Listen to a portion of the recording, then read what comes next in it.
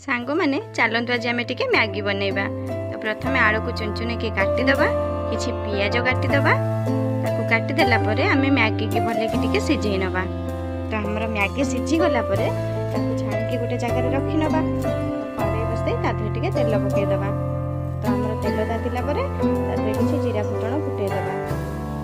तो से फुटी सारापर जो पियाज काटिक रखिथे आम पकईदबा। पियाज टे गोलैदबा। आम पियाज जरी गलापर जो आलू थी पकईदबा। पकईदे किस समय टे गोलै नवा। गोलै स्वाद अनुसार किसी लुण पकईदबा। तो सांग मैंने आदि आप अलग परिबा भी किसी पकई पारे। तो मुझे खाली आलू पियाज मैगी बनई हल्दी पकईदबा। हल्दी पकई भल कि गोलैदबा। हमारा आलूटा सिझा जाए किस समय गोलै नवा।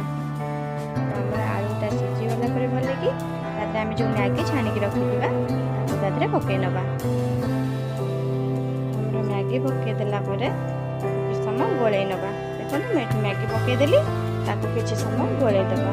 मैगी जो मसला थी चिड़िक आम पकईदबा। सांग मैंने मो वीडियो आपको लगुच निहाती कमेंट जनइबे। मो चैनल को भी सब्सक्राइब करना सब्सक्राइब करदे। रही जय जगन्नाथ।